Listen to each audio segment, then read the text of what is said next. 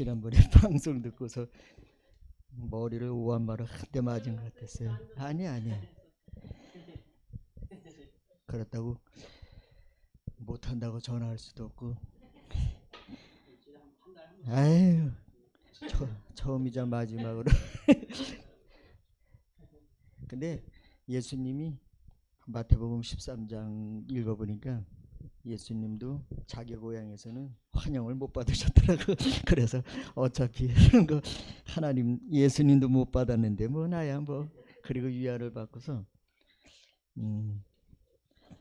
몇 년 만에 선지 모르겠네요. 잠깐 기도하겠습니다. 우리 가운데 능력으로 역사하시는 이의 힘을 따라 우리의 구하는 것이나 온갖 구하는 것이나 생각하는 것에 더 넘치도록 능히 하실 주님이 계시기에 오늘도 우리가 주님 앞에 설 수 있게 하심을 감사합니다. 하나님의 인도하심이 어떠한 것인가를 우리가 말씀을 통해서 우리가 늘 깨닫게 하시고 하나님의 인도하심 속에 살아갈 수 있도록 도와주시옵소서. 감사하며 예수님의 이름으로 기도드렸습니다. 아멘. 성경 한 절 읽겠습니다. 고린도후서 한 절만 읽겠습니다. 1장 고린도후서 1장 6절. 원래 3절로 10절까지 읽었더니 고린도후서 1장 6절만 읽게.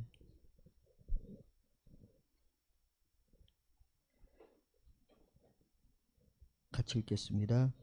우리가 환난 당하는 것도 너희가 위로와 구원을 받게 하려는 것이요 우리가 위로받는 것도 너희가 위로를 받게 하려는 것이니 이 위로가 너희 속에 역사하여 우리가 받는 것 같은 고난을 너희도 견디게 하느니라. 아멘. 옛날에 다 아니지만 반석일 먼저 보내고 나서 제가 성경을 수없이 읽었어요. 엄청나게 읽었는데 너무 많이 읽었다고 지방에 상을 주더라고요. 근데 제가 이 말씀이 그 시편 119편 50절에 보면은 그런 말씀이 있죠. 이 말씀은 고난 중에 위로다. 고난 중에 위로인데 이 말씀이 주의 말씀이 나를 살리셨다 그래요. 정말 하나님의 말씀은 나를 살리는 위로의 말씀이자 살리는 말씀이고 또 그 107편 20절인가 보면은 정말 그 말씀이 나를 고치는 말씀이 되고 또 고난과 위경 속에서 건지시는 말씀이다 이렇게 기록하고 있더라고요.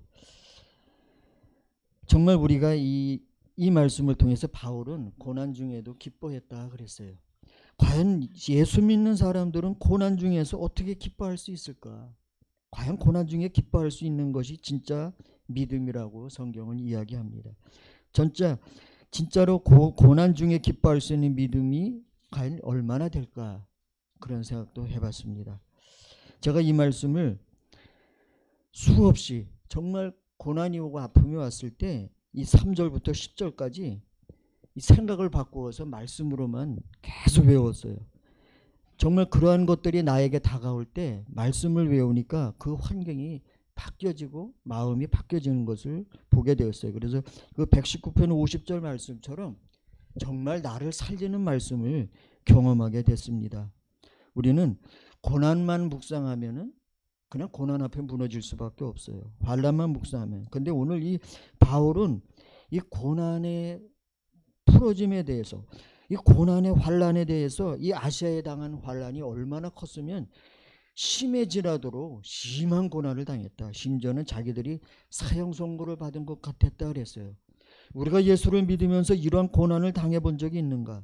심한 고난을 당했다. 심해지나도록 고통을 당했다. 심지어는 내가 사형 선고를 받은 것 같은 기분이 됐다. 그런데 우리는 이 자기 자신을 의지하지 않고 오직 죽은 자를 다시 살리시는 하나님만 의지하게 하려 함이라 그랬어요.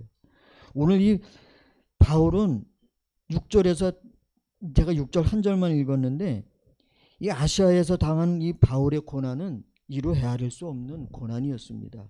그래서 그 고린도후서 11장에 보면은 바울이 고난당한 거에 대해서 11장 22절로 밑으로 쭉 보면은 바울의 고난을 쭉 열거해요.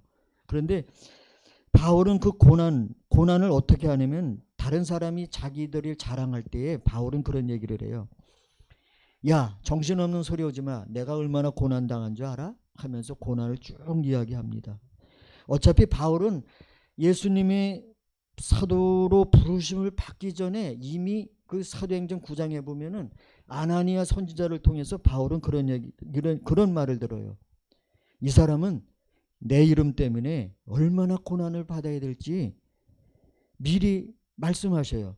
만약에 예수님이 나를 부르시고 나를 쓰실 때에 야, 너는 이러한 고난을 받을 거야 라고 미리 얘기한다면 아마 그 길을 갈 사람이 없을 거예요. 그런데 바울은 유독이 그랬다라는 것입니다. 제가 이 말씀을 읽으면서 사실은 진짜 고난 중에 위로가 됐던 말씀이 이 말씀이었어요. 정말 죽기보다 더 힘든 상황을 만났을 때 사실은 반석이를 하늘나라에 보내고 나서 저 사람은 카세트를 몇 개를 부러뜨려 먹은지 몰라요. 얼마나 말씀을 듣고 기도를 하고 찬양을 들었는지 카세트가 한 몇 개나 고장났어요. 나는 성경을 읽고 말씀을 묵상하고 때로는 너무 힘들어가지고 자다 말고 벌떡 일어나서 공원에 가서 앉아서 울다 들어올 적도 많이 있었어요. 어떤 때는 나도 모르게 베란다를 탈 때가 있었어요. 그냥 뛰어내버릴까? 뛰어내릴까? 죽어버릴까? 그런 생각도 해봤어요. 그런데 이 바울이 이야기한 것이 이 내용이 뭐냐면은 아니 내가 환난을 당하는데 이 환난을 나에게서 해석하는 것이 아니라 내가 환난을 당한 것도 너희가 위로와 구원을 받게 하라는 것이다. 아니 내가 환난 당하는데 다른 사람이 위로와 구원을 주기 위해서 내가 환난을 당한다는 거예요. 저는 이 말씀을 통해서 하나님 내가 고난 당하고 내가 아픔 당하는 것은 이것을 통해서 누군가가 위로와 구원을 줄 수 있다면 하나님 이것도 사용해 주십시오라고 기도를 했어요.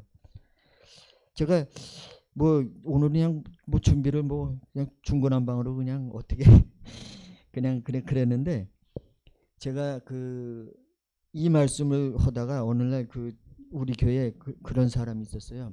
장로님네 아들인데 결혼을 했는데 몇 년이 되도록 애를 못 낳았어요.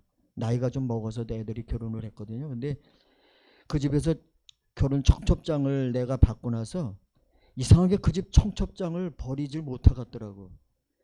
그래가지고 책상 앞에다 이렇게 놓고서 보인데 놓고서 그 집에가 이제 걔보다 늦게 결혼한 애들이 있는데 걔들은 가서 먼저 애를 낳으니까 속이 더 타는 거예요. 그런데 어느 날 이렇게 속해드리다가 내가 그랬어요.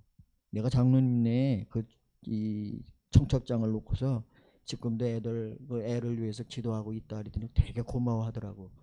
그런데 어느 날 몇 년이 돼도 애가 없는데 어느 날 내가 새벽 기도 갔다 와가지고 이렇게 누워 있는데 잠깐 눈을 감고 있는데 하늘에서 이렇게 이 손목만 이렇게 연필을 이게 내려왔는데 요만한 종이 분홍색 종이에다가 심희석이라고 이게 고딕체를 쓰더라고요. 분홍색 종이에다가. 그래서 내가 눈을 뜨면서 그랬어. 심희석이가 누구야? 그랬더니 나중에 알고 봤더니 그 집 결혼한 그 아들이 이름이에요. 심희석이라고. 그래서 내가 아침에 그 집 권사님한테 전화를 해서 권사님 좋은 소식 없어요? 그랬더니 아니 아무 소식도 없는데 그러더라고. 그러더니 며느리한테 전화를 해보니까 임신했다 그러더래요. 그래가지고 내가 그 집에가 애를 낳았어요. 애를 낳는데 애가 배가 이렇게 불러오니까 사람들이 전부 다 그랬대. 아들이다 그랬대요. 근데 내가 그랬어요. 아들은 무슨 아들이야? 딸이지. 분홍색에다가 글을 썼는데 그들이 낳는데 딸이야. 근데 지금 애가 올해 초등학교 1학년 예빈이하고 똑같아요. 근데 걔 이름을 나보고 줘달라 그랬는데 거기서 하람이라고 적었더라고요. 그래서 내가 한문을 알려달라 그래서 내가 웃음 하자에다가 넘칠남을 써서 그래서 이 집에 웃음이 넘칠 거다. 근데 걔 때문에 엄청 좋아하더니 그 집 며느리 근데 애가 돌 때 내가 그 청첩장에다가 그 그림을 그대로 그려가지고 청첩장에 넣고 거기다 돈을 집어넣어서 며느리한테 전해주라고 줬어요. 했더니 며느리가 열어보고 깜짝 놀랐다 그러더니 고마워가지고 와이셔츠하고 넥타이를 사왔더라고요. 그래서 이런 거 받으면 안 되는 거라고, 그러지 말라고, 또 사준다 또 그러지 말라고 막 야단을 쳤어요. 근데 제가 그런 기도를 했어요. 하나님, 내가 아들을 하늘나라로 보내고 너무 아파서 견딜 수 없는데, 하나님, 자식을 먼저 보낸 사람의 마음도 아프지만 자식을 낳지 못하는 사람은 얼마나 더 아프겠습니까? 그러니까 하나님 허락해 주십시오. 그러면서 이 말씀을 떠올렸어요. 우리가 환난을 당하는 것도 너희가 위로와 구원을 받게 하라는 것이다. 우리가 위로받는 것도 너희가 위로와 구원을 받게 하라는 것. 정말 이 말씀이 정말, 그러면은 내가 환난 당하고 내가 고난 당하는 것이 나에게서 해석되어지는 것이 아니라 하나님은 잔인하게도 다른 사람에게서 이것을 해석되어지게 할 때 놀라운 기적의 역사가 일어난다는 것이에요. 그런데 저는 이 말씀을 보면서 하나님, 도대체 웬일이, 왜 이렇게 이런 일을 허락하셨습니까? 항의도 했어요. 이 욥기서에 보면, 욥기 7장 20절인가 보면 욥이 그래요. 고난을 당할 때 하나님 앞에 그렇게 항변해요. 하나님 나를 감시하셨죠? 그런데 내가 죄를 졌다고 해서 하나님 손해본 거 있습니까? 이렇게 항변하더라고요. 그러더니 심지어는 그렇게 얘기해요. 하나님 왜 나를 관역을 삼아서 나를 이렇게 힘들게 합니까? 욥도 그런 고백을 했더라고요. 그래서 저도 그런 기도를 한 적이 있어요. 하나님, 내가 하나님 앞에 죄진 거, 그거 하나님에 무슨 해가 된다고 이러십니까? 어쩌면 하나님은 그래서 우리 교회 보면은 자식들이 죽은 사람도 있어요. 이게 애가 자살해서 죽은 애도 있고, 연예인들과 자살해서 죽고, 또 제가 병원에 입원했는데 남편이 뭐 그냥 보지도 못했는데 그날 죽고, 이런 사람도 있어. 근데 이런 사람들 이야기를 내가 가서 하면은 그 사람들이 눈물을 흘리면서 받아주고 막 그래요. 야, 하나님은 이러시려고 이랬나? 어떤 때는 하나님 너무하시다라는 생각도 들 때가 있어요. 정말 하나님의 의도는 뭘까? 하나님의 뜻은 뭘까? 하나님의 생각은 내 생각과 다른데 하나님 이걸 어떻게 해석을 해야 될까? 굉장히 고민을 가질 때가 있어요. 근데 저는 오늘 이 말씀을 보면서 정말 누군가가 위로와 구원을 위해서 우리를 힘들게 하고 아프게 한다면 그것도 다른 사람의 위로와 구원의 편에서 내가 해석해 보면은 어떨까라는 그런 생각도 들게 됐어요. 너무 떨려가지고 무슨 말을 해야 될지 무슨 소리 해야 될지 왔다리 갔다리 해가지고 너무도 오랜만에 서서 그렇게 됐네요. 교회 안에는 그런 사람들이 많이 있어요. 아까도 여기 성도님이 이 귀신에 대한 이야기를 했는데 언뜻 생각나는 게 있어요. 내가 저 고려산 기도원에 있을 때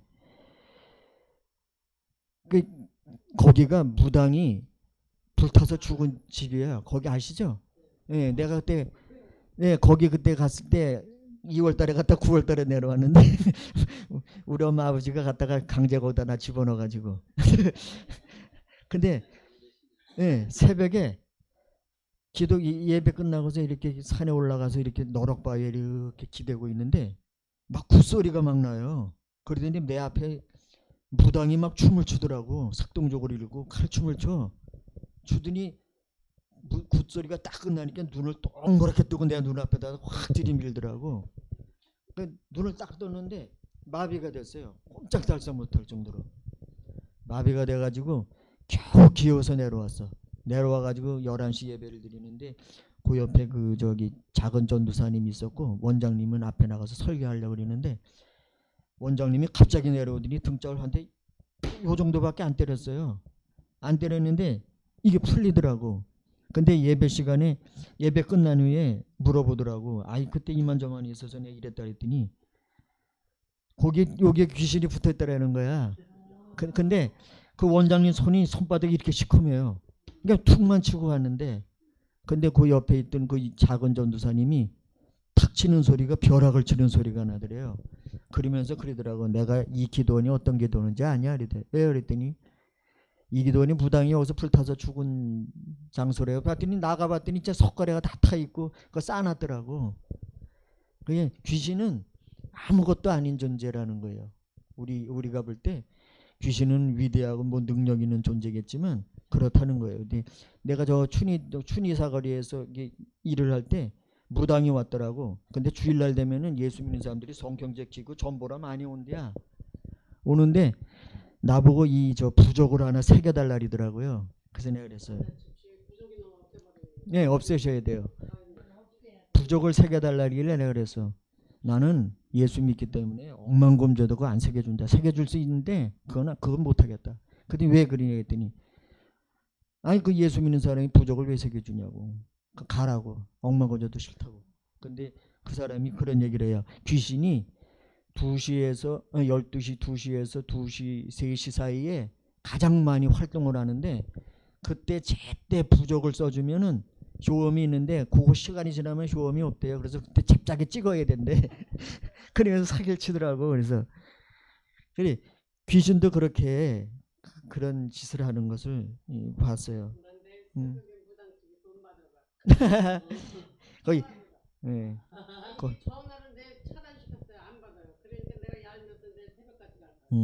거기 예수의 이름은 예수 이름 앞엔 예, 발발발발 떨어요. 예수 이름 앞에.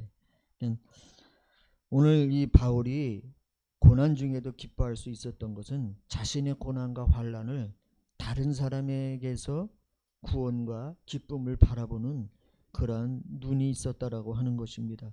사도 바울처럼 모든 성도 중에 지극히 작은 자보다 더 작은 나에게 은혜를 주신 것은 측량할 수 없는 그리스도의 풍성을 이방에 전하기 위해서 이방인의 사도로 부르심을 받았을 때에 예수 그리스도의 비밀에 대해서 부르심을 받았을 때 그에게는 순탄한 길은 없었다고 하는 것입니다. 결국은 예수님 때문에 복음을 전하다가 목이 잘려 죽는 순간에도 그에게는 그것이 아무런 문제가 되지 않았다라고 하는 것이에요. 오늘 내가 받는 환난, 내가 받는 고난이 다른 사람의 위로와 구원을 줄 수 있다면 나는 그것 때문에서라도 하나님의 영광을 위해서도 참을 수 있는 복된 길임을, 그리고 오직 그것을 이길 수 있는 것은 나를 살리는 말씀이 있다라고 하는 것입니다. 어제 갑자기 요 말만 하고 마칠게요. 엊그저께 어느 권사님이 전화를 했어요. 직장에서. 나는 목사님의 설교를 도저히 이해할 수가 없대요. 왜 그러냐 했더니 정말 뭐 그분들이 요 김포에도 살아요. 그분 친구도. 근데 거길 교회 나오는데 교회 가도 재미가 하나도 없대요. 우리 교회로 그냥 데리고 나오고 싶어 지금. 여기로 데리고 나오고 싶은데 그러지도 못하고 눈치 배서. 근데 그분이 그런 얘기를 해요. 아니 운전은 목사님은 교회 다니면 다 구원받는다 그랬는데 지난주 설교는 그러더래요. 예수 믿는다고 다 천국 가냐? 목사도 지옥 가고 장로도 지옥 가고 권사도 지옥 간다. 그래 얘기들해서 아 그러면 예수 믿으면 구원받자고 하는 건데 다 지옥 가면 누가 예수 믿냐고. 도대체 어떻게 해야 돼요? 그러면서 그냥 회사에서 전화를 했더라고. 그래서 내가 그게 아니다. 그런 얘기를 했을 때에는 그것이 아님을 성경을 통해서 가르쳐줘야지. 그것이 뭐냐 그래서 쭉 성경을 이야기했더니 아 그렇게 쉽게 하는 거를 그게 그렇게 간다고 그러면서 그냥 펄펄쩍펄쩍 뛰더라고. 그냥 우리가 말씀을 모르면은 그냥 그렇게 사로잡히게 돼요. 우리에게 얼마나 큰 구원을, 이같이 큰 구원을 주셨는데 오늘 10절에 보면은 그래요. 이같이 큰 사망에서 우리를 건지셨는데 또 건지실 것이다. 또 이후에도 건지시기를 원하노라 그랬어요. 하나님은 우리를 이 사망에서 건지셨고 또 건지실 것이고 이후에도 건져주실 줄을 믿습니다. 기도하시겠습니다.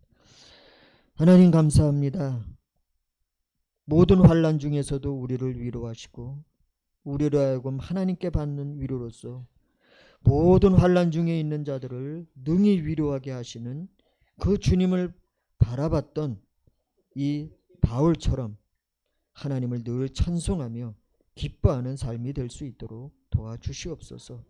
그리스도의 고난이 우리에게 넘치게 하시고 우리가 받는 위로도 그리스도로 말미암아 넘치게 하여 주시옵소서. 감사하며 예수님의 이름으로 기도드렸습니다. 아멘.